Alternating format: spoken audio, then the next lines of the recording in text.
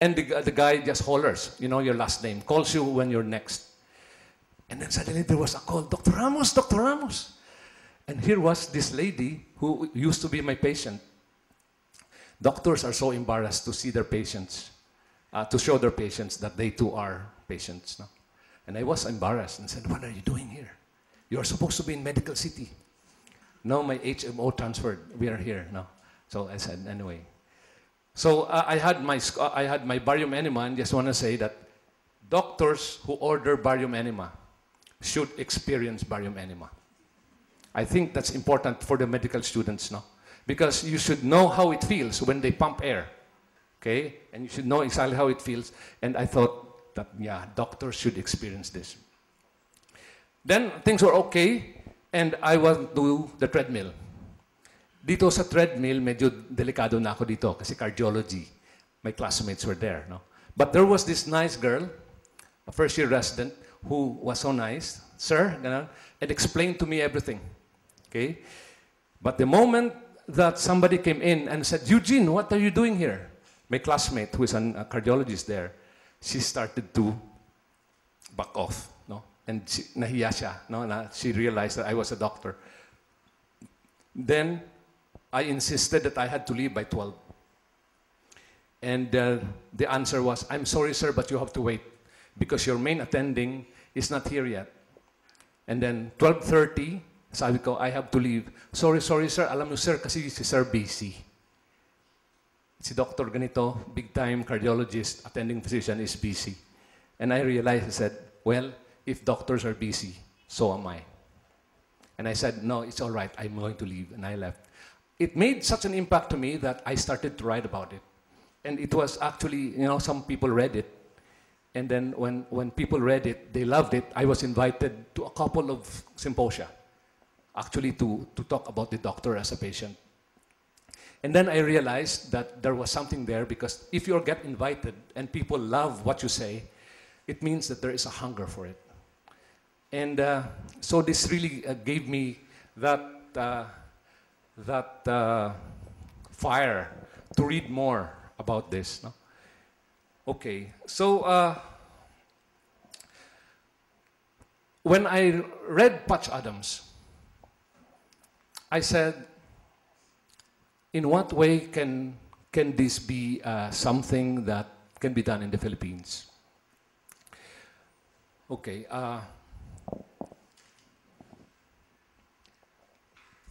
When I started talking about the doctor as a patient, I basically focus on the fact that doctors actually, over time, look at patients the same way. I mean, eventually, the patients are basically just the same. Okay? And just because they may look the same doesn't mean that they look at the world the same way. And so this is where we started really talking about what can be done. When I left Bristol Myers Squibb, Dr. Benson welcomed me with open arms. And I was so ready to really resume full blast my practice. I was in a partial, no? Because of the fact that I could not attend. On marketing is a big work. So I said I was going to go every day already, except that my wife, actually at that time, had leased out my clinic space on those days that I was not there. No? And the contract extended until February, and that was September. So I had so much time. Dr. Benson gave me work, but maybe not enough work because I got very, very restless. And Unilab actually offered me. And I thought, Unilab, wow, Unilab, this is a Filipino company, and it has the reach, and truly Filipino. I said, maybe there is a chance for me to just finish what I've started from medical to marketing to become general manager. Dr. Benson, I remember that, sir, said, and he was angry, Eugene, you have a flaw in your character.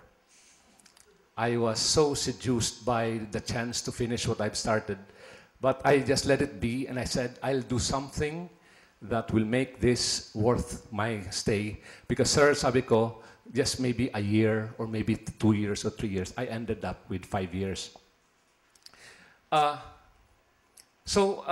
During the time I was moving up, I was getting older, and I realized a lot of things that I shared with Dr. Bengson. State-of-the-art medical centers. You know, we are now in a position where we compete with medical centers here. You know, we compete with Makati Med, with St. Luke's, with all these other hospitals. And when you talk about state-of-the-art medical centers, you talk about technology. You talk about equipment. Okay, medical care is associated with speed. You have to be very, very efficient. No, medical practice has become too technical and mechanical. And in a tertiary hospital also, you expect everyone to be a specialist. Not only specialists, but super specialists. Care is fragmented into body parts. No, we kind of joke that, you know, there is a specialist for the left heart and a specialist for the right heart. Care is really fragmented into body parts. The patient fades into the background, and the specialists would order sophisticated tests, prescribe expensive meds, and exact higher fees. But oftentimes, it's a touch and go. It's a touch and go. I am referred, you are referred to me as a cardiologist, so I just look at the heart, the blood pressure, and I'm gone. No? And that's the danger of this modern center. The other thing would be the charity cases. And this has become a major issue for me, because I realized that the reason why I behaved like that when I was a medical student was because we looked at poor people as the only chance we could to practice and to learn. So we were actually made to, we are still making use of old people, of poor people to learn medicine, okay? And so if it's a requirement that you have charity beds and charity wards, then it means that to be able to be accredited for a training program, then it means that it's going to perpetuate this thing about poor people being used. And poor people always look at themselves as hopeless cases. Ganyan ang talaga, mahirap kami. No? And I don't think if we are going to address this thing about nation building and about alleviation of poverty, I think those are the kind of things that we have to look at. When I am called to speak in front of doctors, I'm not shy about this saying that I can speak with authority because I can actually speak and I can straddle both worlds. I have seen how it was as a pharmaceutical executive, how doctors were, and I have seen how it is from the point of view of medical profession, how the pharmaceutical companies behave. And for as long as we don't consider these entanglements seriously, all the things in terms of strategies that we do would really not be very, very effective, no?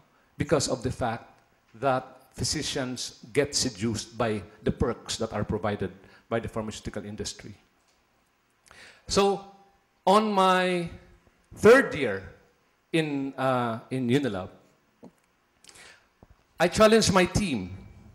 I said, you know, the drug companies are always there to make life comfortable for doctors.